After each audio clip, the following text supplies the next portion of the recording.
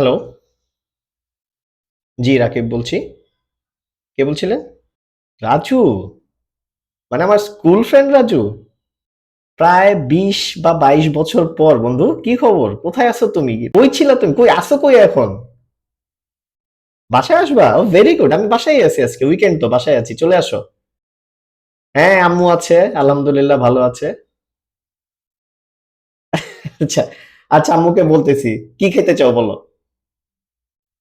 আচ্ছা আম্মু যেটা ভালো পারে, ঠিক আছে। আমি আম্মুকে এখনই বলতেছি, তুমি বিকালের মধ্যে চলে আসো, ঠিক আছে? বাসায় আছি। ওকে? ঠিক আছে বন্ধু, সি ইউ।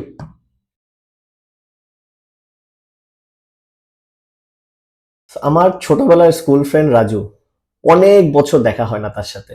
আজকে এতদিন পর বন্ধু ফোন দিল, ও আম্মুর হাতে কিছু একটা খেতে যাচ্ছে। তো চলেন দেখি আম্মু কি বানায় খাওয়াতে পারে। যাই বানাবে সেটাই খাওয়াবো, সেটাই দেখাবো। আম্মু কি করো? এই যে বাবা বই পড়ছি। আচ্ছা, তোমার কি আমার বন্ধু রাজুর কথা মনে আছে? ও, তোমার স্কুল ফ্রেন্ড রাজু?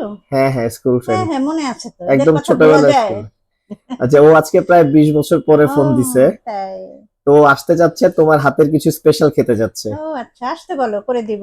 আচ্ছা, বলতেছি আমি কি খাওয়াবা? কি খেতে চাই বলো? স্পেশাল যেটা তুমি মনে করো অনেক ভালো পারো, বা ও তুমিও তোমার মার কাছ থেকে শিখছো আচ্ছা এমন আচ্ছা, কিছু। তাহলে আমার মায়ের রেসিপি আলুর চপ বানিয়ে দিব। আসতে আলুর বলো। চপ? হ্যাঁ, সব রেডি আছে বাসায়? ইনশাল্লাহ সব আছে। তাহলে চলো বানাই, আমিও তোমার সাথে সাথে বানাবো। ওকে, চলো। তো প্রথম কাজ, প্রথমে যা যা দরকার তা একসাথে নিয়ে নেওয়া হলো। আলু সিদ্ধ করা, কিছুটা কিমা, ধনিয়া পাতা পরিমাণ মতো, পেঁয়াজ পরিমাণ মতো। মারাই ভালো যেন অ্যাকচুয়ালি কতটুকু লাগে, আমি শুধু দেখতে পারতেছি।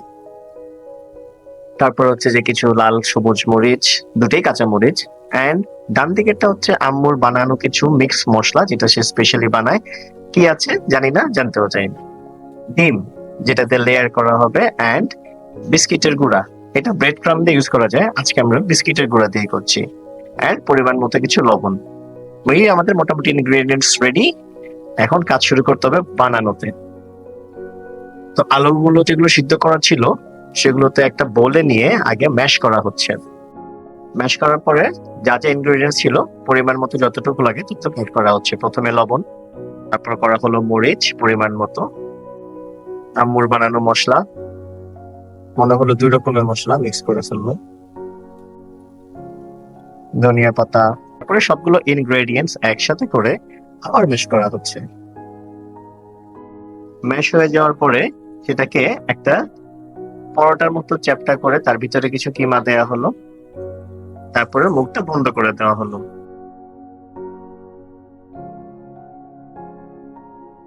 অনেক যত্ন সহকারে শেপে নিয়ে আসা হচ্ছে। দেখেই ভালো লাগছে, মনে হচ্ছে এখনই খেয়ে ফেলি।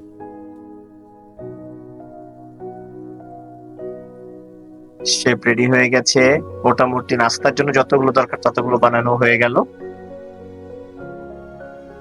এবার এই বানানো চপগুলোকে প্রথমে ডিমে ভিজিয়ে নিয়ে তারপরে টোস্ট বিস্কুটের গুঁড়ো দিয়ে লেয়ার করে দেওয়া হলো।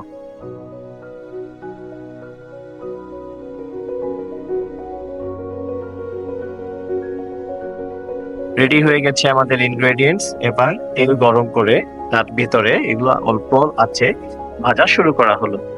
এর রং পরিবর্তন না হওয়া পর্যন্ত ভাজতে হবে অল্প আছে।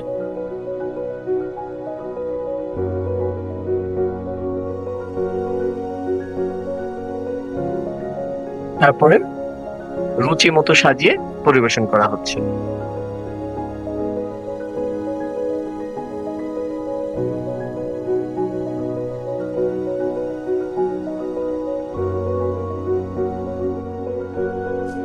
তো এইটা হচ্ছে বংশ পরক্রমে চলে আসছে একটা রেসিপি।